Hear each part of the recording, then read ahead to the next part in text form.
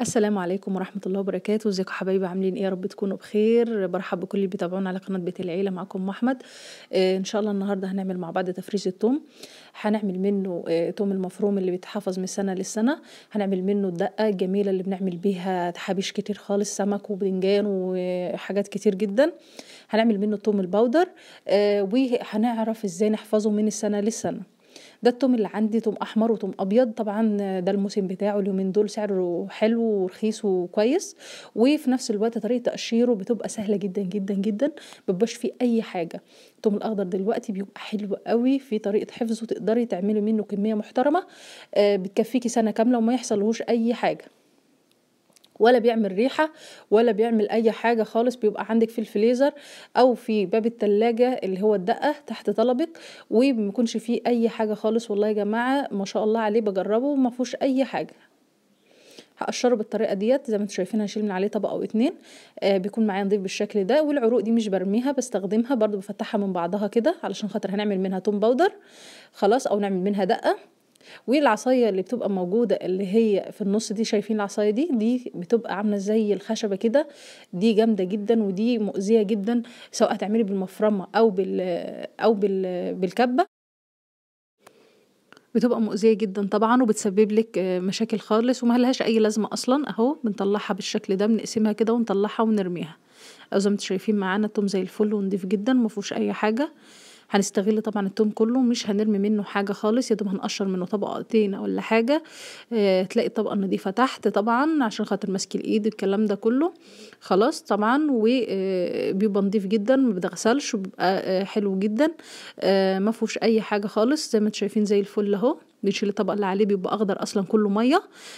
ده بالنسبه لو انك هتفرميه. لو انك هتشيليه ناشف تبقى تصبري عليه شويه في السوق، ما تجيبوهوش بالشكل ده. يعني تجيبي اللي انت هتعمليه تفرميه في الوقت ده، ولكن اللي انت هتجيبيه عشان تشيليه ناشف تصبري عليه شويه، علشان خاطر هو بيبقى وازن ميه كتير، وهتجيبيه وهتلاقيه صفصف في الاخر على النص. فانت تجيبيه اغلى شويه، ولا انك تجيبيه مثلا دلوقتي رخيص وتسيبيه عندك وتلاقيه طبعا بقى وزنه خفيف جدا وكده. لا، انت جيبيه لما ينشف، ده اللي انت هتخزنيه ناشف. اما اللي احنا هنعمله ده اللي هو الاخضر ده اللي احنا هنفرمه ونشيله مفروم، او هنعمل منه الباودر. وعلى فكرة يا جماعة المفروم ده بيغنيكي يعني عن توم كتير. اللي هو الفريش التاني منحتاجهوش الا ايه يعني قليل خالص. هو ده بيبقى توم فريش برضو، بس ده احسن. فتحت لكم كذا واحدة اهي، وطلعت لكم العصاية اللي بقول لكم عليها خلاص لحد ما اخلص الكمية بتاعتي كلها. اهو زي ما انتم شايفين التوم اللي انا فرسته اللي هو الروس الكبيره. ودي العيدان اللي هي الخضراء اللي هي الحلوه ديت، فتحتها من بعضها عشان خاطر هدخلها الفرن انشفها واعمل منها البصل البودر. ريحته طبعا جامده جدا. وبرده شويه عيدان تانيين على شويه توم صغيرين من اللي هو الرفيع الصغير ده، خدته اللي هو القلب اللي جوه، عملت منه اللي هنعمل منه الدقه. وهنحط عليه طبعا الشطه اللي هي الحراقه. تمام. الشطه الحار انا مش هحط كتير لان انا مش عامله الا كميات صغيره خلاص كده. وعملت كده منه التوم المفروم، وعملت منه الدقه، وعملت منه التوم البودر. هجيب الكبه بتاعتي وهحط فيها التوم بالشكل ده، وهضربه في الاول ضرب متقطع علشان خاطر ما يصفيليش يعني ميه او كده، لا يبقى محتفظ بكل المكونات او القيمه بتاعته خلاص. وبعد كده هبتدي اضربه ضربه طويله وخلاص على كده. مش في اي حاجه، سهل جدا.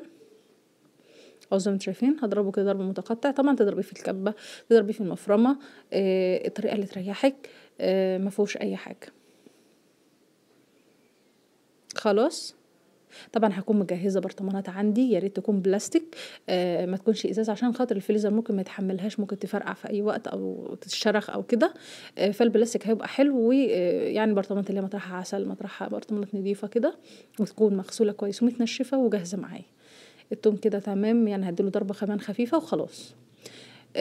مش هينفع علب، مش هينفع اكياس والحاجات دي، عشان لو انت عايزه التوم يتحفظ بطريقه نظيفه وما يحصلوش اي حاجه وما يطلعلكيش ريحه، برطمانات مغلقه محكمه الغلق كمان، يعني مش مغلقه بس خلاص، يكون الغطا بتاعها محكم جدا. خلاص كده خلصنا، هنطلعه.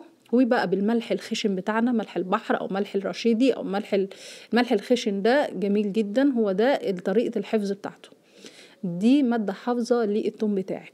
في نفس الوقت لما تيجي تحط على الاكل منه تبقى عامله حساب ان عليه ملح، يعني حطي ملح خفيف على الاكل طالما انا حاطه من التوم. يعني مثلا انا ساعات ما بعتمدش، ما احطش ملح خالص او احط رشه ملح خفيفه لان انا عارفه ان التوم عليه ملح. خلاص، وهديله تقليبه كده، حطيت له حوالي 3 معالق، طبعا حسب الكميه اللي انت عاملاها، كل ما زودتي الكميه هتزودي كميه الملح. وهديله تقليبه كويسه، مش بمعلقه ألمونيوم ولا استانلس، هشتغل بسيليكون او معلقه خشب عشان خاطر ما يتأكسدش معاه او ما يتفاعلش معاه. نفس الكلام برضو لما اجي اطلع من البرطمان بتاعي هطلع بمعلقه ناشفه، ويا ريت تكون بلاستيك او سيليكون او كده يفضل، علشان خاطر اضمن ان هو يكون صحي.